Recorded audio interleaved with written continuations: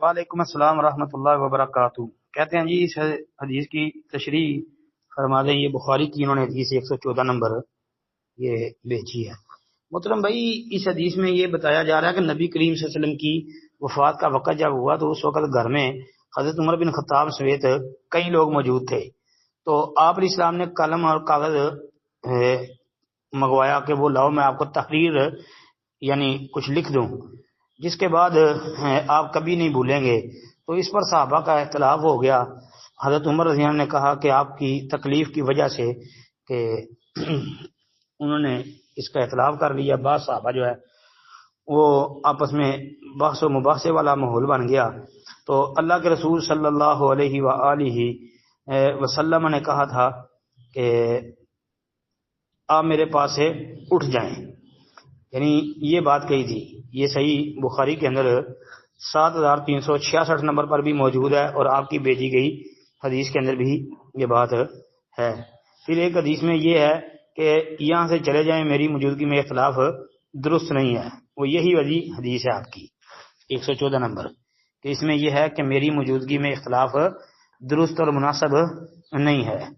پھر اسی طرح صحیح بخاری اور صحیح مسلم کی حدیث، صحیح مسلم میں 1637 نمبر اور بخاری کے اندر 4431 نمبر پر بھی یہ بات موجود ہے کہ ایسا ہی معاملہ ہوا تو نبی علیہ السلام مرض موت میں تکلیف کی شدت سے تو ہرگز نہیں کہہ رہے، یعنی یہ الفاظ بھی وہاں پر موجود ہے۔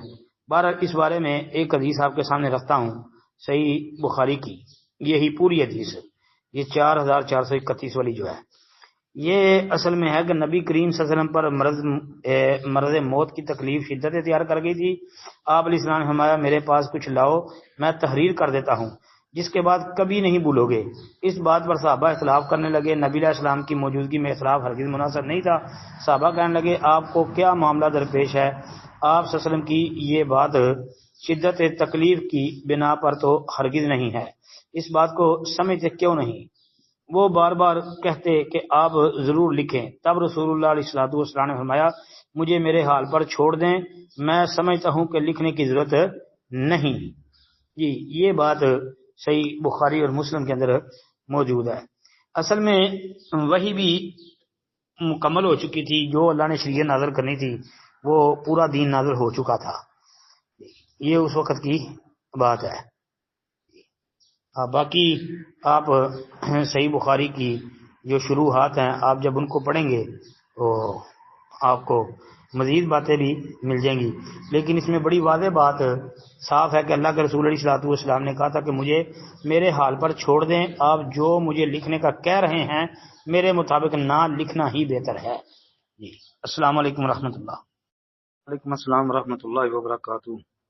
لکھتے ہیں جی میرا ایک سوال ہے، نماز کے متعلق ظہر کی نماز ادا کر رہا تھا تو پہلی رکعت پڑھنے کے بعد تشہد بیٹھ گیا، اور جب مجھے تشہد میں تحیات مکمل پڑھنے کے بعد یاد آیا کہ میں نے تو ایک رکعت پڑھی ہے، دو نہیں، اب کیا میں دوسری رکعت پڑھ کے تشہد میں بھی بیٹھوں گا، یا کہ جو پہلی رکعت میں میرا تشہد ہو گیا ہے وہی درمیان والا تشہد کفایت کر جائے گا، اور پھر میں 4 رکعتیں پڑھ کے سلام پھیروں گا، اس کے لیے کیا حکم ہے؟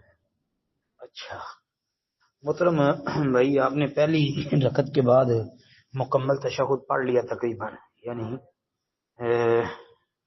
کہ تشہد جو ہے وہ آپ نے پڑھ لیا ہے مکمل طور پہ، تحیات وغیرہ، اس کے بعد آپ کو یاد آیا۔ اس میں پہلی بات تو یاد رکھیں کہ یہ آپ سے سہو ہو گیا ہے، اب دوسری رکعت کے بعد جو آپ نے تشہد بیٹھنا ہے وہ تو بیٹھنا ہی بیٹھنا ہے، اب یہ کفایت نہیں کر سکتا، کیونکہ دوسری رکعت میں جان بوجھ کے تشہد نہیں چھوڑا جائے گا، اب وہ آپ پڑھیں گے۔ پھر نماز مکمل کرنے کے بعد آپ 2 سہو کے سجدے کر لینا، جی لکل سہو سجدتانی، ہر سہو پر 2 سجدے ہیں، جی اسی طرح تشہد میں اگر تشہد رہ جائے پھر سہو کے سجدے ہیں، اگر زیادہ پڑھ لیا ہے آپ نے سہون تو پھر 2 سجدے کر لیں، یعنی یہ 2 سجدے ہیں بس۔ آپ نے 2 سجدے جو ہے وہ چاہے سلام پھیرنے سے پہلے کر لیں، بعض علماء یہ بھی کہتے ہیں، اور سلام پھیر کے بعد میں 2 سجدے کر لیں تب بھی ٹھیک ہے جی۔ سلام پھیرنے سے پہلے اس طرح کریں گے کہ مکمل تشہد پڑھ کے سلام نہ پھیریں، 2 سجدے کریں، 2 سجدے کر کے دوسرے سجدے سے اٹھتے ہی سلام پھیر دیں۔ السلام علیکم ورحمۃ اللہ۔